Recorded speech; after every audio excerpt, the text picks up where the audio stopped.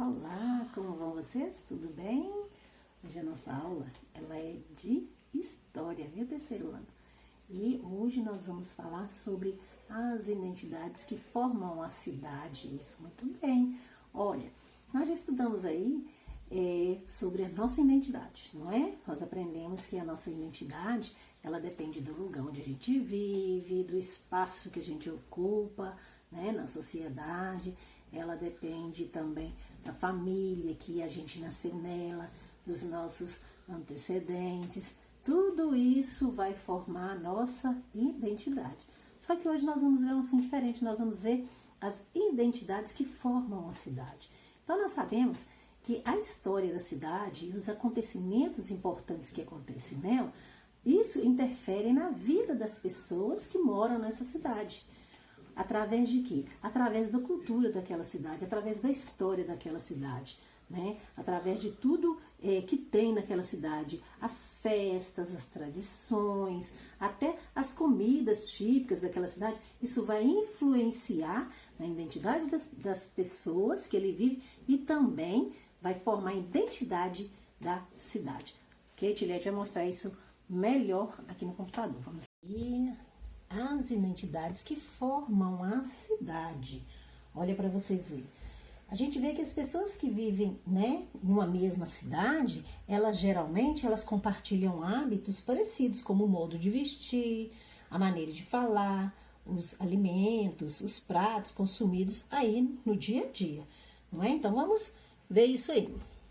Olhem, nós temos aí, né, 3 grupos, né, 3 raças aí, até mais. Nós temos indígenas, os africanos e os outros imigrantes aí de várias partes do mundo.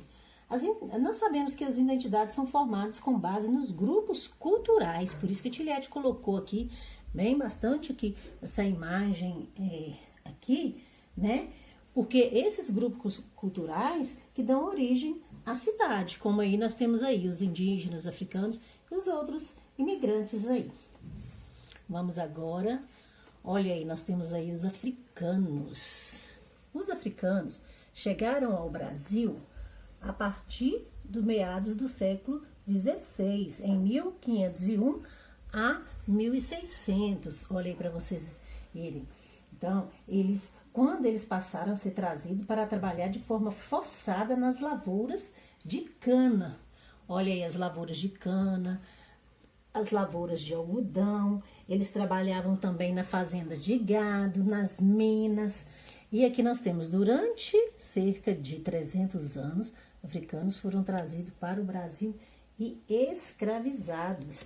Eles eram obrigados a trabalhar, podendo ser vendidos e trocados como mercadoria, além de muitas vezes serem castigados e maltratados pelos seus senhores.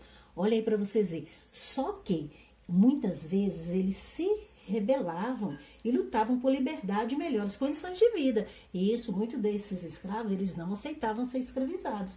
E uma das formas de demonstrar essa insatisfação era a fuga. Então eles fugiam e muitas vezes eles iam para um lugar chamado quilombo. Vamos ver isso aí. Olha aí. A palavra quilombo, ela significa sociedade e união, né? Olha aqui, habitantes dos quilombos eram chamados de quilombolas, isso aí. E essas comunidades, elas cultivavam às vezes os alimentos, os próprios alimentos delas, elas praticavam o comércio e a troca aí entre eles, tudo aqueles que eles produziam. E em 13 de maio de 1888 foi assinada a Lei Áurea, oficialmente legalizando aí o fim da escravidão. Isso, gente, mas com o fim da escravidão, muitos escravizados, né, que haviam fugido, eles continuaram morando aí nos quilombos, né, continuaram aí vivendo nessas terras, formando aí as comunidades quilombolas. Vamos ver aí agora o que é essa comunidades quilombolas. Olha aí para vocês verem a imagem aí de comunidades. Essas pessoas são descendentes, né, dos africanos aí, e eles vivem nessas comunidades aí até hoje. Olha para vocês verem. Então, a maioria dessas comunidades está localizada nas áreas rurais, onde vivem os filhos, os netos e os bisnetos dos antigos quilombolas, que mantêm as tradições culturais e as histórias dos seus antepassados. Olha para vocês verem, e desde a chegada dos africanos, né, o Brasil, os africanos começaram a participar da identidade do povo brasileiro. Vamos ver aí. Olha aí, olha. Nós temos aí alguns descendentes aí dos africanos aí que a gente vê que de uma forma eles participam, olha para vocês verem, eles contribuem aí para a nossa cultura aí, para o nosso povo aí. Vamos aí, os africanos contribuíram para a formação do povo brasileiro e sua identidade. Os descendentes dos africanos atualmente não vivem apenas nos quilômetros, mas também nas áreas urbanas e nas áreas rurais do Brasil. Então, olha para vocês verem. Apesar de representar uma grande parcela da população, boa parte dos afrodescendentes vive em situação de desigualdade, sofre ou já sofreu algum tipo de preconceito. Então, esses descendentes de africanos, eles não vivem só na sociedade chamada aí de quilombolas, eles vivem também na cidade e às vezes no campo. E teve uma grande contribuição aí para a identidade, né, das cidades do nosso Brasil, ok?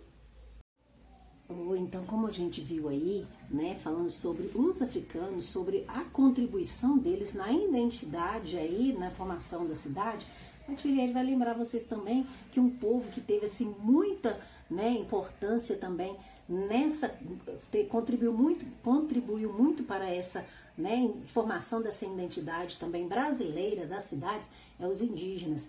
Isso mesmo, né? Eles com as suas culturas, com o seu modo de viver, eles contribuíram e hoje muitas das nossas cidades, né, brasileiras, ela tem aí a cultura de alguns índios, ficou aí marcado aí a maneira às vezes, né, o jeito deles alimentar, que nós temos aí, vamos lembrar aí da mandioca, que é um alimento, né, que a gente usa, mandioca a gente usa para fazer vários tipos de pratos, né?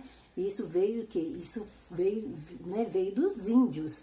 E não só isso também, as culturas, né, a caça, a pesca, tudo isso, né, foi uma identidade, né, que eles deixou aí na formação de algumas cidades. Apesar, né, dos índios e de muitos índios aí viverem, né, nas suas comunidades, que são terras demarcadas aí pelo governo, e eles vivem ali num ponto. Isso é bom porque aquela área onde ele vive, né, ela de uma certa forma ela é preservada, porque eles cuidam daquela área, eles protegem aquela área, eles lutam pelaquela área ali, né, pelaquela área florestal ali, mas também em outros pontos isso é ruim para eles. Por quê?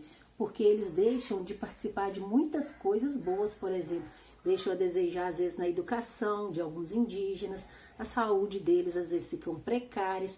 Por quê? Porque o lugar onde eles vivem, essas terras onde eles vivem, que é na floresta, o que acontece? Às vezes é um lugar de difícil acesso para, né, o governo mandar pessoas da saúde, né, educação, e eles também é difícil para eles virem. Então, esse acesso aí a essas, né, a essas coisas é difícil. Então, por isso, mas nós devemos lembrar que os indígenas vivem também em comunidade e eles também contribuíram para a identidade aí na formação, né, das cidades, ok? Agora tem umas atividades legais para vocês fazerem aqui. Depois dessa explicação da Tia Eliette, vocês vão fazer aqui, lá no livro, vocês vão pegar a página 222, vai fazer a página 222, seguindo ainda 223, 225 também, ok? Vamos fazer essas atividades aí, ok? Tem também aí uma curiosidade aí na página 226, que é o Entre em Ação. Nós vamos fazer isso aí, tá bom? E na nossa videoconferência nós vamos estar corrigindo isso aí, ok, gente? Tchau!